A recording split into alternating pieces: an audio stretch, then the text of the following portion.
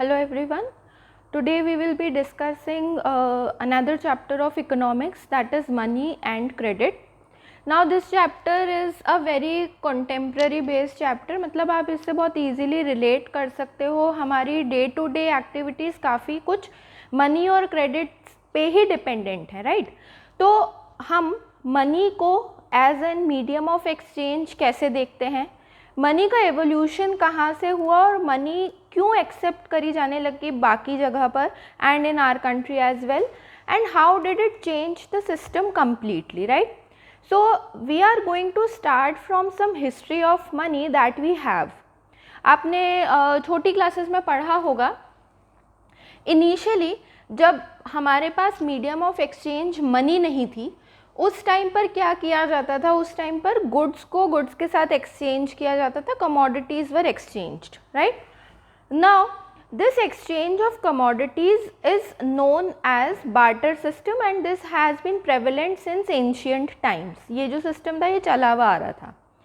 But अगर मेरे से कोई पूछे कि बार्टर सिस्टम की सबसे बड़ी डिसएडवांटेज क्या है, तो मैं सबसे पहली डिसएडवांटेज तो ये नोटिस करती हूँ उस सिस्टम में कि मैं कभी भी एक तो गुड्स की क्वांटिटी को इक्वेट नहीं कर सकती. कैसे? हम लोग पहले जो कॉइन्स चला करते थे या जो भी चीज़ें एक्सचेंज होती थी वो कभी कभी प्रेशियस मेटल्स के फॉर्म में भी एक्सचेंज हो जाती थी.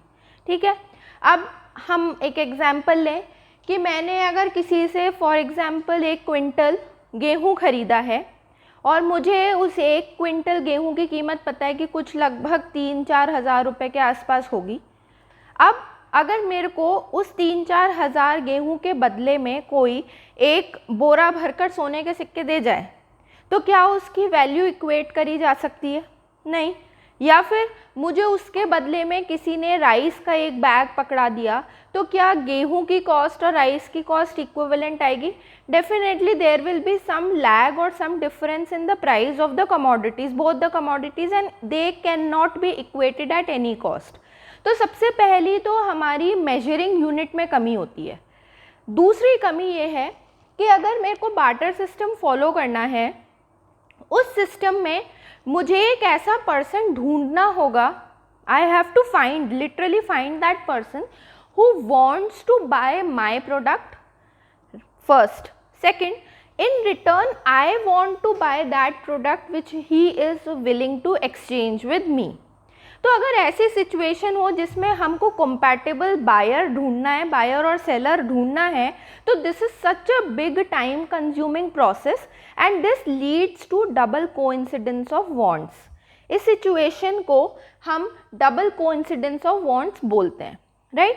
तो बार्टर सिस्टम की जो भी कुछ कमियां थीं, उन कमियों को ओवरकम करने के लिए there evolves a new system and that comes in the form of money.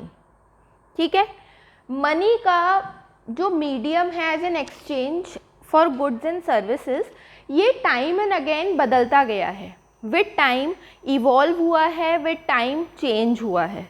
जैसे इनिशियली जब इन्होंने स्टार्ट किया था कि कुछ एक्सचेंज में हम गुड्स ना देकर और कोई भी चीज़ को या कोई भी अदर फॉर्म को हम एक्सेप्ट करेंगे, तो it was accepted in the form of कि हम प्रेशियस मेटल्स के कॉइन्स बनाकर बेचा करते थे. वो टाइम था जब किंग्स और क्वींस रूल किया करते थे.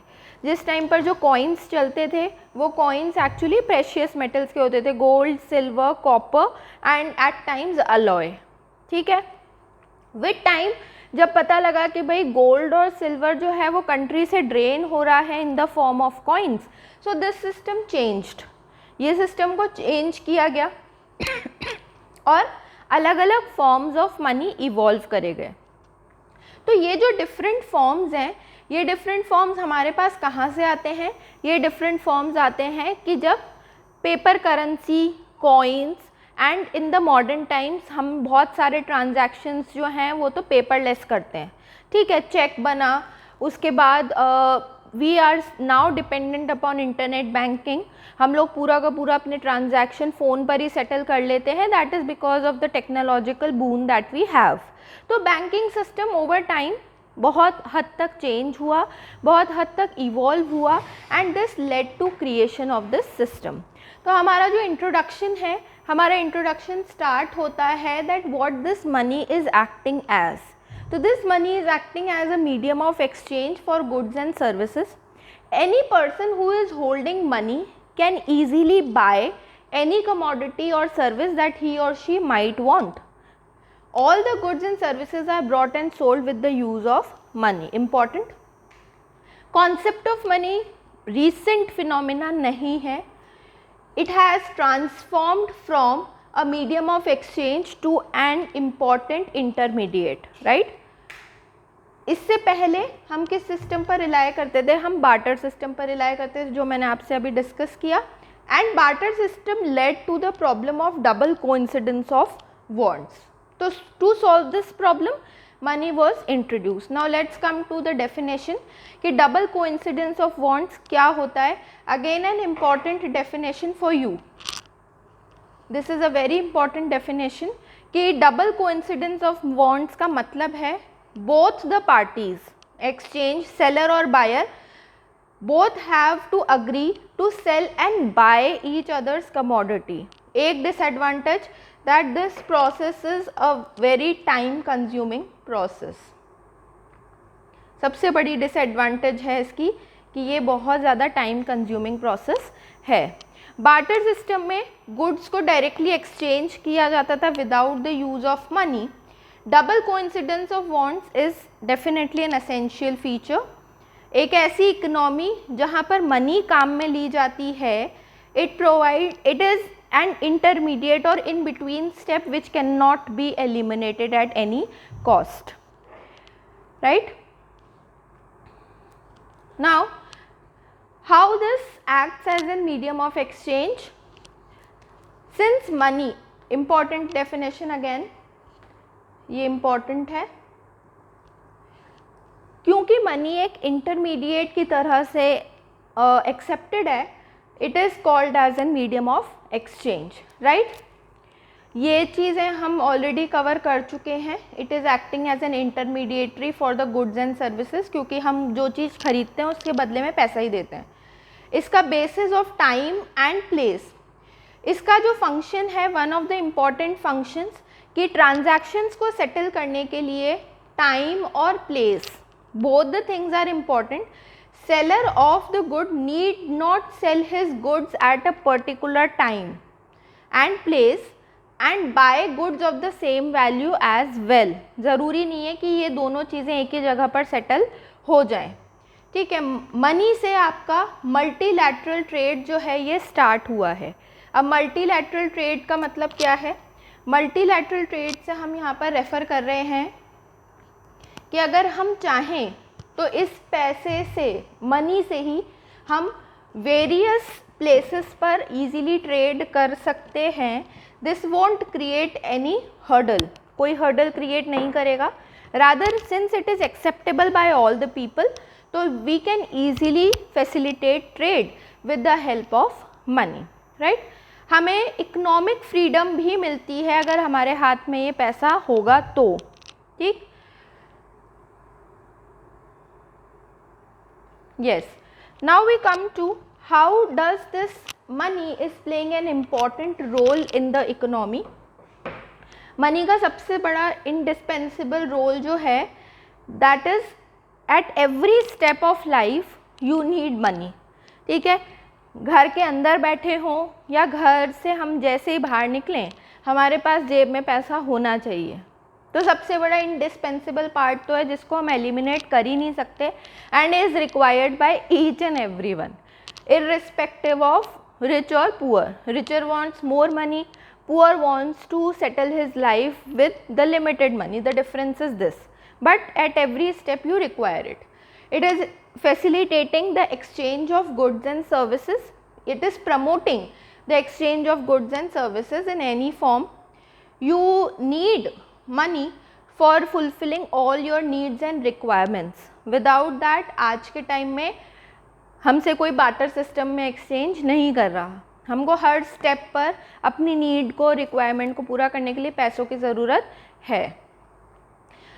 यूजेज ऑफ मनी में आएगा that we are since connected with each other, all the countries of the world are connected with each other, every population require money in its own currency. Her population की requirement है कि भाई अपनी जो currency acceptable है उस currency में हमारे पास ज़्यादा पैसा हो, means to fulfill our requirements, and this condition becomes larger and larger with the exchange of foreign in the form of foreign trade. जितना ज़्यादा आपका जो मनी का एक्सचेंज होगा उतना ज़्यादा you will be integrated into the international market. अगर हम स्पेशलाइजेशन की बात करें तो अपनी जितनी मॉडर्न इकोनॉमीज़ हैं, all the modern economies are highly specialised economies. There is specialisation of firms, business, regions, types of capital etc. So such specialization allows utilization of each person to the best of his or her ability and skill, and each region to the maximum advantage and use of large amounts of specialized capital. ठीक है, ये जो specialization है, this is definitely not at all possible without an equal high developed system of exchange and trade. That is, it indirectly refers to the use of money, right? अब हम कुछ basic factors के ऊपर चलते हैं कि money जो है that is serving the economy by performing the following four most important function. First is unit of value, second is medium of exchange, third is standard deferred payments, and fourth is store of value, right? अब हम जब modern forms की बात करते हैं तो आपके पास आज मॉडर्न फॉर्म क्या है? Paper note and coins. तो modern form of currency include करती है पेपर नोट, कॉइन्स. ठीक है, कॉइन्स हम आज भी यूज़ करते हैं, ऐसा नहीं है कि पुराने टाइम पर ही यूज़ होते थे, हम आज भी कॉइन्स को यूज़ करते हैं, but these are not made from any precious metals. तो पेपर नोट्स और कॉइन्स की इम्पॉर्टेंस है. तो modern currency is without any use of its own. Modern currency को कोई एज सच डेफिनेशन की ज़रूरत नहीं है, वो एक्सेप्टेबल है तो है, there is no questioning over it, right. हमारे पास इसके अलावा गोल्ड, सिल्वर एंड कॉपर. तो ट्रेडिशनल एंशियंट टाइम में जो कॉइन्स इंक्लूड करते थे वो गोल्ड, सिल्वर और कॉपर के कॉइन्स थे. अब पहचान कैसे हो, तो उस टाइम पर कॉइन्स के ऊपर सीलिंग करी जाती थी. तो सीलिंग में either the face of an emperor was drawn. जैसे अगर हम अपने खुद के कॉइन को भी अगर ट्विस्ट करें तो हमारे कॉइन की पहचान कैसे होगी कि ये इंडियन करेंसी है. तो उस करेंसी की पहचान के लिए definitely we have something marked over it which defines it clearly. तो उस टाइम पर क्योंकि एम्परर्स का रूल था, किंग्स का रूल था, तो इस किंग की डायनेस्टी के कॉइन्स हैं और नेक्स्ट डायनेस्टी में या अगली डायनेस्टी में एक्सचेंज होने वाले हैं, उसके लिए वो लोग एक सील करते थे कॉइन के ऊपर, इम्प्रिंट देते थे. वो इम्प्रिंट किंग का फेस हो सकता है, लॉयन का फेस हो सकता है, whatsoever it can be in the form of an animal or it can be, imprint can be in the form of emperor's face, it can be any. So traditionally these coins were used. Now very important question, that why currency is accepted as a medium of exchange. Very important. क्यों accept किया जाता है? आज हम कोई भी हमको 10 रुपये का नोट देगा तो क्या हम उसको डिनाई कर सकते हैं that we are not accepting this as the currency? नहीं. क्यों? उसका रीज़न ये है कि ये जो करेंसी है ये ऑथोराइज्ड है by the government of your country. आपकी कंट्री की गवर्नमेंट ने उस नोट को लीगल वैल्यू दी है, उस नोट की वैल्यू स्पेसिफाई करी है that yes this person is agreeing to pay me 10 rupees. ठीक है, 10 रुपये से 1 रुपये भी ज़्यादा नहीं, पर इस पर्सन ने अग्री किया है. तो ये हमारी गवर्नमेंट ऑफ द कंट्री है जो डिसाइड करती है. ठीक है, लॉ ने लीगलाइज कर रखा है दैट यूज़ ऑफ रूपी as an medium of payment it can not B refused bye anyone in settling transaction, at least in India. ठीक है, no individual can legally refuse a payment made in rupees. अब अपन जब monetary system को adopt करते हैं India में, तो हमारे पास एक तो स्टैंडर्ड है paper currency standard. So we have adopted this that most of our currency is printed on paper, right, which is also referred to as managed currency standard.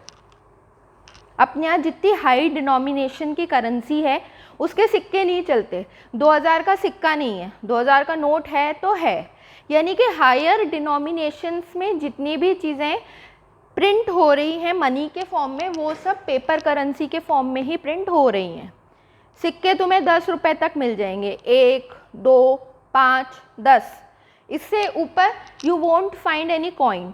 यानी हायर डिनोमिनेशंस के payment को settle करने के लिए हम paper currency standard के ऊपर dependent हैं, and this is known as managed currency standard. Money की लीगल वैल्यू है, money holds legal value.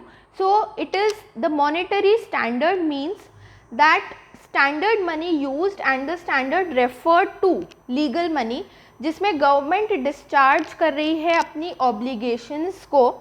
It can be synonymous with the standard money which is been adopted. तो paper currency is unlimited legal tender, यानी कि जब तक उस note की legal value है तब तक उसको कोई डिनाई नहीं कर सकता. ये एक इम्पॉर्टेंट टर्म है, बहुत इम्पॉर्टेंट टर्म है लीगल टेंडर. क्यों इम्पॉर्टेंट है? आज सबको पता है कि डीमोनेटाइजेशन हुआ था. तो जब डीमोनेटाइजेशन हुआ उस टाइम पर 500 और 1000 के जो नोट्स थे उन नोट्स की लीगल वैल्यू नहीं रही थी. ठीक है, अब नोट की लीगल वैल्यू क्यों नहीं रही, कैसे नहीं रही? क्या 1000 रुपये की वैल्यू ड्रॉप हो गई या 500 रुपये की वैल्यू ड्रॉप हो गई? नहीं, वो जो प्रिंटेड पेपर करेंसी थी उस करेंसी की सीरीज़ को उन्होंने इलीगल कर दिया था, that it can not be brought in to further use. मुझे अगर उस टाइम पर किसी को 500 रुपये देने हैं तो मैं 100 के 5 नोट दूंगी. क्यों? क्योंकि वो 500 का एक नोट जो छपा हुआ है उसकी कोई लीगल वैल्यू अब नहीं रहेगी, वो तो एक सिंपल कागज़ बराबर है. ठीक है ना, उसको हम एटलीस्ट कॉमन ट्रांजैक्शंस में यूज़ नहीं कर सकते. बैंक के साथ आप एक्सचेंज करने के ट्रांजैक्शन में यूज़ कर सकते थे. अब जहाँ तक आई 1000 रुपये के नोट की बात, तो 1000 रुपये का नोट बैन किया था. 1000 रुपये की वैल्यू उन्होंने डीमोनेटाइज नहीं करी थी, सिर्फ 1000 रुपये का जो वो नोट था उस नोट को उन्होंने बोल दिया था that now it does not hold any legal value. ठीक है, यही कंडीशन होती है कि हमारी पेपर करेंसी की वैधता या वैलिडिटी तब तक है जब तक गवर्नमेंट उसको सैंक्शन कर रही है, गवर्नमेंट उसको ऑथराइज़ कर रही है. गवर्नमेंट की अथॉरिटी ख़त्म, गवर्नमेंट का ऑथराइजेशन ख़त्म, that means that paper note whether it is of 2000 rupees और any amount it won't hold any value. ठीक है, तो करेंसी नोट्स और कॉइन्स को इशू करने का काम कौन करता है? Reserve bank of India RBI is responsible for issuing the currency notes and coins except for the 1 rupee note and the coins which are issued by Ministry of Finance. ठीक है, अब जब हमारे यहाँ पर बैंक है नोट छापने की, तो हमारे दिमाग में एक क्वेश्चन आना चाहिए कि फिर बैंक तो कितने भी नोट छाप दे, उससे क्या फ़र्क पड़ता है? बहुत ज़्यादा नोट छाप दे तो लोगों के पास गरीबी दूर हो जाएगी, क्या ऐसा हो सकता है? नहीं. हर कंट्री को नोट्स की प्रिंटिंग करने के लिए all over the world accepted phenomena है ये कि आपकी कंट्री के पास गोल्ड रिज़र्व होना चाहिए. तो आपकी कंट्री के पास जितना गोल्ड रिज़र्व है उसको स्टैट्यूटरी लिक्विडिटी रेशियो बोलते हैं.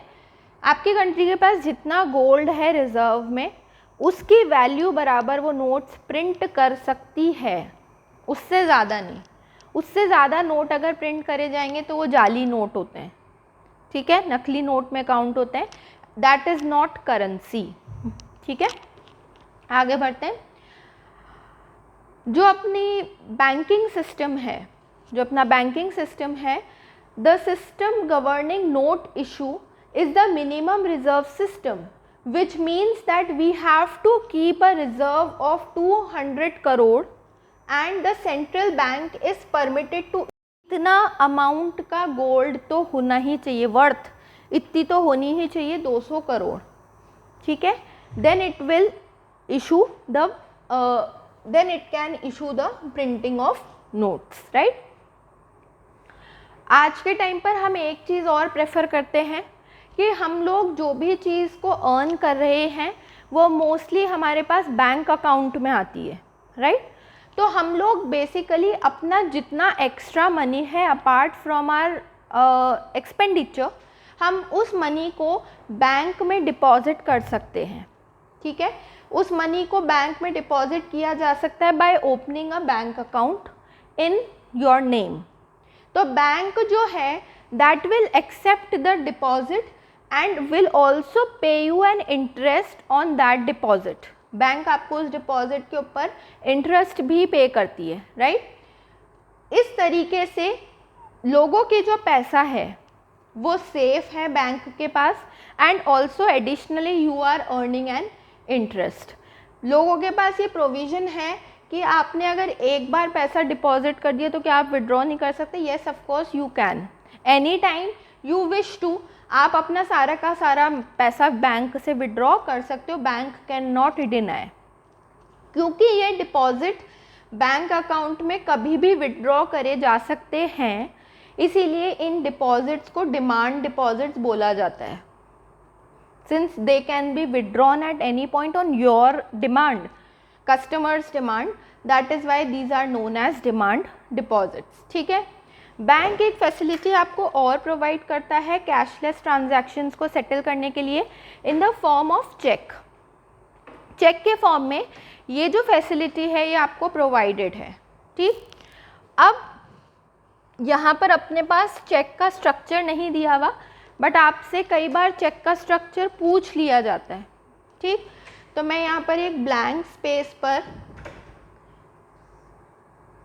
अगर हम एक चेक का स्ट्रक्चर देखें तो चेक के structure, cheque is a paper, it is a paper which is instructing the bank to debit one account and credit another account, ठीक है. तो चेक के राइट हैंड साइड पर सबसे पहले आपके पास डेट लिखने का प्रोविज़न होता है, ठीक है. जैसे फॉर एग्ज़ाम्पल मैंने अगर डेट डाली कि 8 मार्च 2020 को मैंने अगर कोई चेक लगाया है, अगर मैंने कोई चेक बनाया है, तो वो 8 मार्च से पहले कभी भी बैंक में डिपॉजिट नहीं हो सकता, पहली चीज़. दूसरा, मेरे पास यहाँ पर होता है पेई का नाम, यानी कि किसको पे करना है, उस पर्सन का नाम और खाता नंबर, अकाउंट नंबर, ठीक है. आप फिर उसके बाद लिखते हो what amount you are paying, आप कितना अमाउंट पे कर रहे हो, ठीक है. अब चाहे मैं 1 रुपया ही किसी को चेक से पे कर रही हूँ, मैं उसके आगे हमेशा एक वर्ड लगाऊंगी ओनली, 1 रुपी ओनली. क्यों? मान लो कि अगर मैंने ओनली नहीं लगाया तो कोई कितने भी ज़ीरो इंक्रीज़ कर सकता है ना. इट विल जनरेट मिसअंडरस्टैंडिंग और अ मिसट्रस्ट, राइट. तो इसीलिए हम जो भी अमाउंट लिखते हैं उसमें वर्ड ऐड करते हैं ओनली, ठीक है. फिर आप इस अमाउंट को यहाँ पर लिखते हो इन न्यूमरल्स कि भाई 5000 देना है, तो आप यहाँ पर लिखोगे 5000 रुपये, ठीक. सबसे नीचे आपके सिग्नेचर होते हैं, the one who is making the cheque. उसके बाद नीचे आपका जो चेक होता है उसके नीचे बैंक की कुछ डिटेल्स होती हैं, जैसे चेक नंबर मेंशन्ड होगा उस पर, बैंक का कोड मेंशन्ड होगा on which it is been, from which it has to be withdrawn, all these things are mentioned. तो पेपर जो आपका चेक है वो चेक एक ऐसा पेपर है which is instructing the bank to pay a specific amount from the person's account to the person in whose name the cheque has been made, ठीक है. क्या क्या बेनिफिट है इसके? सेफेस्ट मोड ऑफ ट्रांजैक्शन है, easy to carry है, money से better है, 1,00,000 रुपये जेब में रखने से बेटर है कि मैं 1,00,000 का चेक रख लूँ एक सिंपल पेपर। फैसिलिटी है कि against demand deposit it makes it possible to directly settle payments without the use of cash. जब भी चेक के थ्रू पेमेंट आएगा तो वो आपके अकाउंट में आता है, आपके हाथ में कैश नहीं आएगा। ठीक, अब हम आते हैं role of banks, which is the role which the banks play in the economy of the country.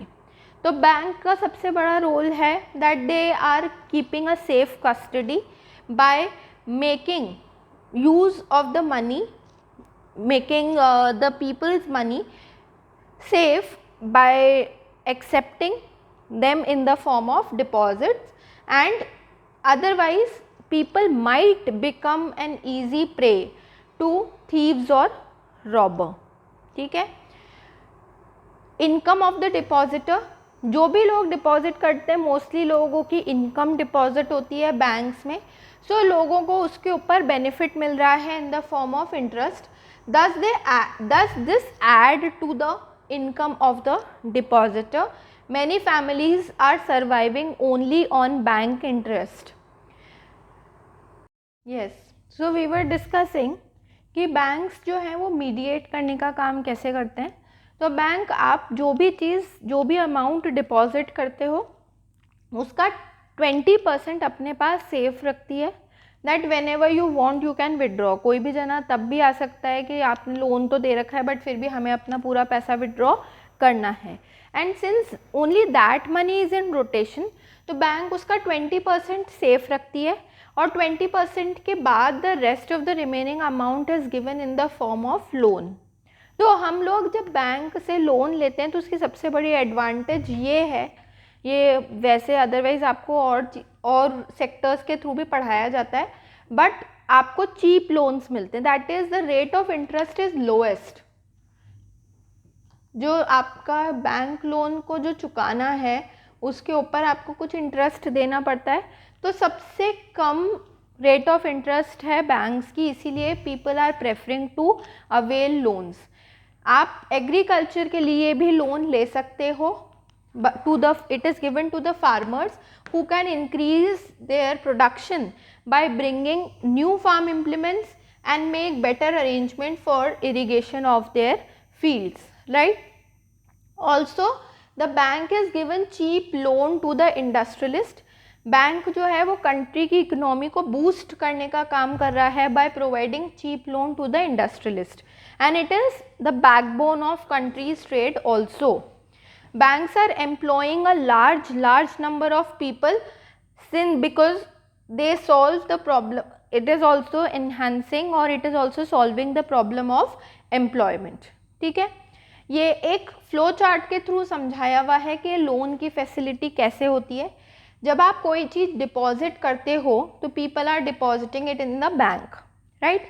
पहले हम सबसे ऊपर वाली साइकिल को देखेंगे।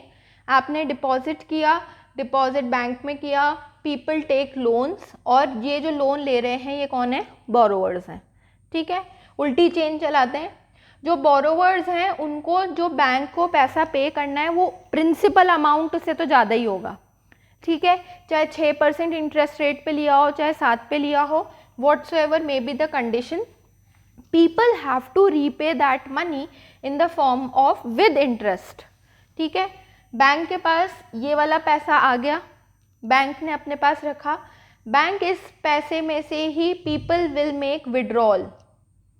ठीक है, अगर पीपल विड्रॉ करते हैं तो वो भी अमाउंट डिस्पेंस हो सकता है, या फिर जो लोग सेविंग कर रहे हैं उनको भी कुछ इंटरेस्ट देना पड़ेगा।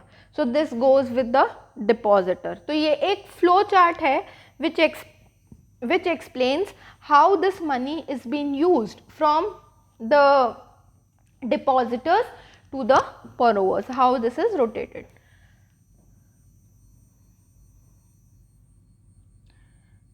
Yes, we come to now which are the important banks। तो हमारी एक अपेक्स इंस्टीट्यूशन, एक अपेक्स बैंक है। जैसे कोर्ट्स में supreme court of India holds the highest power in matters of law. पैसों के मामले में, मनी के मामले में सेंट्रल बैंक या फिर जिसको आप रिजर्व बैंक ऑफ इंडिया भी बोलते हो, that is holding an important place, right? It is an apex institution in the banking and financial structure of the country. It is playing a leading role in controlling, regulating, supervising and developing the banking and financial structure of the economy. What are the functions of the central bank? Currency notes को issue करना सबसे prior most function है definitely. ये government के लिए as an bank ही function करता है. कभी गवर्नमेंट को लोन लेना हो तो कहाँ जाएगी? तो गवर्नमेंट को लोन लेना हो तो वो आरबीआई के पास ही जाएंगी, रिजर्व बैंक ऑफ इंडिया के पास ही जाएंगी. Also it is at the same time keeping a check on other banks as well. दूसरे बैंक्स के ऊपर ये चेक रखने का काम भी कर रहा है. तो बैंक्स के लिए ये एक बैंकर है. ठीक है. Central bank is also functioning as an custodian of foreign exchange reserve of a country. ठीक है. जितना भी कंट्री में क्रेडिट आ रहा है, जितना भी कंट्री में क्रेडिट हो रहा है, उस पर कंट्रोल रखने का काम करती है central bank. It is also performing developmental and promotional functions. It is maintaining relations with international organizations such as the World Bank, IMF, International Monetary Fund, etc. It is conducting research, studies and surveys and publishes its report. It is formulating an appropriate monetary policy for the country. It is also providing training facilities to the staff working in various banking institutions in the country, right? So with this we end our lecture over here. We'll start from the commercial banks in the next lecture. Now till here you have to definitely look upon some of the important theoretical questions which can be directly framed, like we are discussing here the points. So this can be in the form of a question. And what are the functions of the central bank or RBI? So we will no doubt discuss the question answers, but at the same time till the lecture that we had discussed, आपको वहाँ तक भी बहुत important theoretical aspect मिलेगा. So we'll start from the commercial banks in the next lecture. Thank you everyone.